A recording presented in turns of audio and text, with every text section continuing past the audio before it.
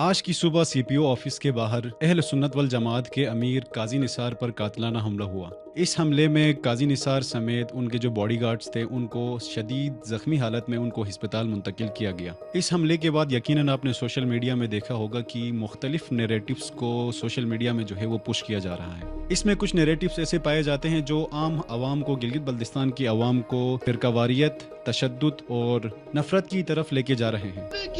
ہم مریں گے نہیں، انشاءاللہ ماریں گے۔ ہم ابھی مریں گے نہیں، ہم کیا کریں گے؟ ماریں گے۔ ہمارا پرانا نعرہ ہے ایک کے بدلے 10، ایک کے بدلے 10، لیکن قاضی نثار کی ایک گولی لگنے پر ایک کے بدلے 10 نے ایک کے بدلے 100 کی۔ یہ وہ حضرات ہیں جنہوں نے آج تک گلگت بلتستان کی ترقی کے لیے آواز نہیں اٹھائی۔ جب کبھی اس طرح کے حالات جنم لیتے ہیں تو یہی حضرات جو ہیں وہ نفرت اور اشتعال کی سیاست کرتے ہیں۔ اس طرح کے حالات میں اگر کوئی اشتعال اور نفرت کی بات کرتا ہے تو وہ کوئی اور نہیں، کوئی سہولتکار ہی ہو سکتا ہے۔ اس کے برعکس اگر ہم قاضی نثار صاحب کی سٹیٹمنٹ کو دیکھیں تو اس میں ہمیشہ سے قاضی نثار صاحب جو ہیں وہ امن کی بات کرتے آئے ہیں، اور آج بھی ہم نے یہی دیکھا کہ اس نے امن کا پیغام گلگت بلتستان کے لوگوں کے نام کیا۔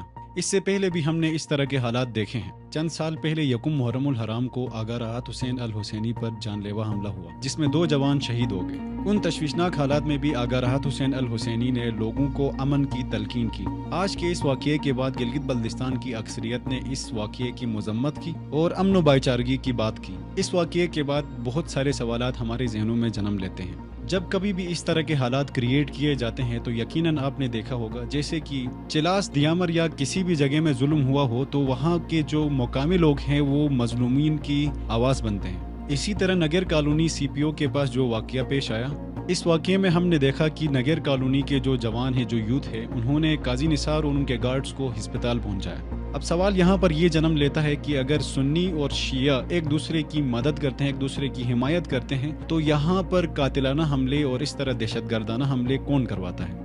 جب کبھی بھی گلگت بلتستان میں مفاد کی بات ہوتی ہے تو اس طرح کے حالات کو کریٹ کیا جاتا ہے۔ سورسز سے ہمیں یہ پتہ چلتا ہے کہ سوست میں جو دھرنا چل رہا تھا وہاں کے تاجروں کو دھمکیاں ملی۔ اس میں ایک دھمکی یہ تھی کہ اگر یہاں پروٹیسٹ کو ختم نہیں کرایا گیا تو گلگت بلتستان میں سیکٹیرین فرقہ وارانہ فسادات کروائے جائیں گے۔ یہ بات اب گلگت بلتستان کے بچے کو پتہ ہے کہ گلگت بلتستان کے لوگ جب بھی اپنے آئینی حقوق کے لیے متحد ہو کر باہر نکلتے ہیں تو ان کو ڈیوائیڈ اینڈ رول پالیسی کے تحت آپس میں لڑوایا جاتا ہے، چاہے وہ لسانی بنیاد پر ہو، چاہے وہ علاقائی بنیاد پر ہو یا فرقہ وارانہ بنیاد پر ہو۔ سننے میں آیا ہے کہ ریئر ارتھ منرلز کی جو پہلی شپمنٹ ہے وہ تقریباً US پہنچ چکی ہے۔ آپ خود ہی اندازہ لگا سکتے ہیں کہ ہمیں کن چیزوں کے پیچھے لگا کر اپنے مفادات پورے کیے جا رہے ہیں۔ اللہ تعالیٰ ہمیشہ ہمارے علاقے کو امن کا گہوارہ بنائے اور زخمیوں کو صحت یابی عطا فرمائے۔ والسلام۔